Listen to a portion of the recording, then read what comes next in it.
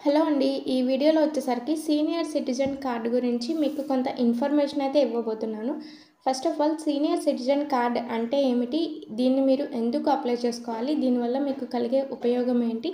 And ఈ card ఎవరికి apply చేస్తారు? ఎక్కడ అప్లై చేసుకోవాలి? అనే ఇన్ఫర్మేషన్ అయితే చెప్పబోతున్నాను. సీనియర్ సిటిజన్ కార్డ్ అనేది జెంట్స్లో అయితే 60 ఇయర్స్ నిండిన వారికి ఈ కార్డు అప్లై చేసుకునే అవకాశం ఉంటుంది. అండ్ మహిళలకు 58 సంవత్సరాలు నిండిన వారు ఈ కార్డుకి అప్లై చేసుకోవడానికి అర్హులు. దీన్ని మీకు విలేజ్లో ఉన్న గ్రామ మరియు వార్డు సచివాలయాల్లో లేదంటే మీ సేవా సెంటర్స్లో ఈ కార్డు అనేది అప్లై చేసుకోవచ్చు. దీనివల్ల మీకు కలిగే ఉపయోగాలు ఏంటి అంటే ఆర్టీసీ టికెట్లో మీకు 25% డిస్కౌంట్ అనేది ఇస్తారు. అండ్ ప్రతి ఆర్టీసీ బస్సులో 2 సీట్లు ఈ సీనియర్ సిటిజన్ వాళ్ళకి రిజర్వ్ చేయడం జరుగుతుంది. అండ్ రైల్వేలో వచ్చేసరికి మీకు లోయర్ బెర్త్ అనేది కేటాయిస్తారు. రైల్వే స్టేషన్లో వయోవృద్ధులకు ప్రత్యేకంగా టికెట్ కౌంటర్స్ అనేవి ఉంటాయి. ఒక్కో స్లీపర్ కోచ్లో 6 బెర్తులు వీరికి కేటాయిస్తారు. అండ్ థర్డ్ ఏసీలో 4 బెర్తులు, సెకండ్ ఏసీలో 3 బెర్తులు వీళ్ళకి రిజర్వ్ చేస్తారు. ఎవరైతే ముందుగా రిజర్వేషన్ చేసుకొని వాళ్ళ దగ్గర సీనియర్ సిటిజన్ కార్డు ఉంటుందో వాళ్ళకి ఈ బెర్తులు అనేది కేటాయిస్తారు. అండ్ నెక్స్ట్ వన్ వచ్చేసరికి మీరు ఏదైనా కోర్టు కేసులో ఉన్నట్లయితే దాన్ని ప్రత్యేకంగా విచారణ తేదీలు మీకు కేటాయిస్తారు. అండ్ తర్వాత పాస్పోర్ట్ సేవల్లో మీకు ఫీజు అనేది డిస్కౌంట్ ఉండటం జరుగుతుంది. ఒకవేళ మీరు పాస్పోర్ట్ స్లాట్ బుక్ చేసుకున్నట్లయితే ఫీజులో 10% డిస్కౌంట్ అనేది మీ దగ్గర ఈ సీనియర్ సిటిజన్ కార్డు ఉన్నట్లయితే మీకు 10% డిస్కౌంట్ అనేది ఇస్తారు. ఫర్ ఎగ్జాంపుల్ స్లాట్ బుకింగ్కి కాస్ట్ 1500 అయితే మీకు 1350 రూపీస్ అనేది పడుతుంది. అండ్ తర్వాత బ్యాంక్లో కూడా మీరు ఏదైనా అమౌంట్ డిపాజిట్ చేసినప్పుడు మీకు వడ్డీ రేట్ అనేది ఎక్కువ లభిస్తుంది. కొన్ని ప్రైవేట్ బ్యాంకుల్లో డెబిట్ కార్డుపై ఫీజు మినహాయింపు కూడా ఉంటుంది. ఇలా మీరు సీనియర్ సిటిజన్ కార్డ్ అప్లై చేసుకోవటం వల్ల మీకు చాలా అయితే బెనిఫిట్స్ అనేవి ఉన్నాయి. ఈ కార్డ్ని గ్రామ మరియు వార్డు సచివాలయంలో ఎలా అప్లై చేసుకోవాలో చూపిస్తాను. ఫస్ట్ ఆఫ్ ఆల్ ఏపీ సేవా పోర్టల్లో డిజిటల్ అసిస్టెంట్ లాగిన్ అనేది ఓపెన్ చేయండి. ఇలా మీకు ఏపీ సేవా పోర్టల్లో లాగిన్ అనేది ఈ విధంగా ఉంటుంది.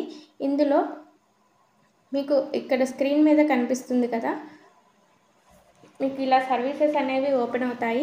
అందులో వచ్చేసరికి women, children, disabled and senior citizens అని ఉంది కదా, ఆ ఆప్షన్ మీద క్లిక్ చేసినట్లయితే కింద మీకు సీనియర్ సిటిజన్ కార్డ్ అని డిస్ప్లే అవుతుంది. దాని మీద క్లిక్ చేయండి. ఇక్కడ మీరు మీ బేసిక్ డీటెయిల్స్ అనేవి ఎంటర్ చేయవలసి ఉంటుంది. ఫస్ట్ ఆఫ్ ఆల్ అప్లికెంట్ యొక్క ఆధార్ నెంబర్ని ఎంటర్ చేసి ప్రీ ఫిల్ అనే ఆప్షన్ మీద క్లిక్ చేసినట్లయితే మీకు హౌస్ హోల్డ్ మ్యాపింగ్లో ఉన్న డేటా ప్రకారం అక్కడ ఆప్షన్స్ అన్నీ డిస్ప్లే అవుతాయి. ఇక్కడ సిటిజన్ నేమ్, సిటిజన్ యొక్క ఫాదర్ నేమ్, అండ్ తర్వాత gender, date of birth, caste, religion and qualification, next marital status, mobile number enter చేయవలసి ఉంటుంది. అండ్ తర్వాత permanent address and present address వచ్చేసరికి వాళ్ళ యొక్క ఎక్కడైతే వాళ్ళ అడ్రస్ ఉందో ఆ డేటా అనేది ఎంటర్ చేయవలసి ఉంటుంది. ఈ అడ్రస్ అనేది హౌస్ హోల్డ్ మ్యాపింగ్లో ఉన్నట్లయితే ఆటోమేటిక్గా డిస్ప్లే అవుతుంది. And next one continue button మీద క్లిక్ చేసినట్లయితే వాళ్ళ హౌస్ హోల్డ్ ఐడి అనేది ఆటోమేటిక్గా అక్కడ మీకు డిస్ప్లే అవుతుంది. అండ్ తర్వాత అప్లికెంట్ యొక్క బ్లడ్ గ్రూప్ అనేది ఎంటర్ చేయవలసి ఉంటుంది. అండ్ తర్వాత వాళ్ళ యొక్క emergency contact person name, for example senior citizen apply చేసుకోవడానికి వస్తే వాళ్ళ కొడుకు లేదా వాళ్ళ కూతురు యొక్క డేటా అనేది ఇక్కడ మీరు ఎంటర్ చేయవలసి ఉంటుంది. Emergency contact person name and వాళ్ళ యొక్క ఎమర్జెన్సీ కాంటాక్ట్ నెంబర్ అనేది ఇక్కడ మీరు ఎంటర్ చేయాలి. అండ్ తర్వాత ఆధార్ అప్డేట్ హిస్టరీ, వీళ్ళు ఆధార్ని ఎన్నిసార్లు అప్డేట్ చేసుకున్నారో వాళ్ళు ఆధార్ అప్డేట్ హిస్టరీ తీసుకొస్తారు కదా, దాన్ని మీరు ఇక్కడ 2 టైమ్స్ అయితే 2 టైమ్స్ అని ఎంటర్ చేయవలసి ఉంటుంది.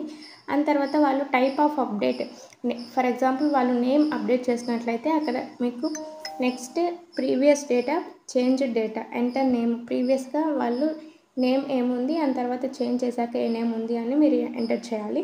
అండ్ తర్వాత డేట్ ఆఫ్ బర్త్ కరెక్షన్ అయితే ప్రీవియస్గా డేట్ ఆఫ్ బర్త్ ఏముంది, ప్రెజెంట్ ఏముంది అనేది. అండ్ తర్వాత జెండర్ చేంజ్ అయితే అక్కడ మీరు ఎంటర్ చేయవలసి ఉంటుంది. అండ్ తర్వాత ఆధార్ అప్డేట్ హిస్టరీ అనేది మీరు అప్లోడ్ చేయవలసి ఉంటుంది.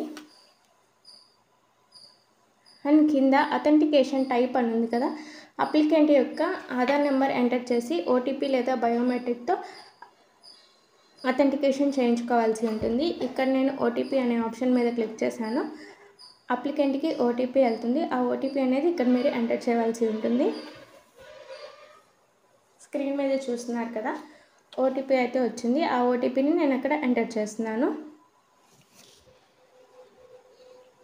నెక్స్ట్ ఎంటర్ చేశాక కింద ఓటీపీ అథెంటికేట్ అని ఉంది కదా, ఓటీపీ అథెంటికేట్ సక్సెస్ అని వచ్చాక మీరు ఎంటర్ చేసిన డేటా అనేది మీకు కింద డిస్ప్లే అవ్వడం జరుగుతుంది. అదంతా మీరు ఒకసారి చెక్ చేసుకొని అప్లికెంట్ యొక్క పాస్పోర్ట్ సైజ్ ఫోటో అనేది మీరు అప్లోడ్ చేయాలి. అండ్ తర్వాత అప్లికెంట్ యొక్క ఆధార్ కార్డ్ అనేది అప్లోడ్ చేసి కింద షో పేమెంట్ అనే ఆప్షన్ మీద క్లిక్ చేయండి.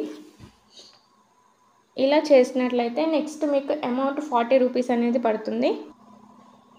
ఇక్కడ మీరు అప్లోడ్ చేయడానికి మెయిన్ మీకు కావాల్సినవి ఏంటి అంటే Aadhaar card, Aadhaar update history, passport size photo and mobile number కావాల్సి ఉంటుంది. ఆ మొబైల్కి ఓటీపీ అయితే వెళ్తుంది. ఇలా మీరు చాలా సింపుల్గా సీనియర్ సిటిజన్ కార్డ్ని అప్లై చేయవచ్చు. మీకు ఈ వీడియో హెల్ప్ అయింది అనుకుంటే వీడియోని తప్పకుండా లైక్ చేయండి.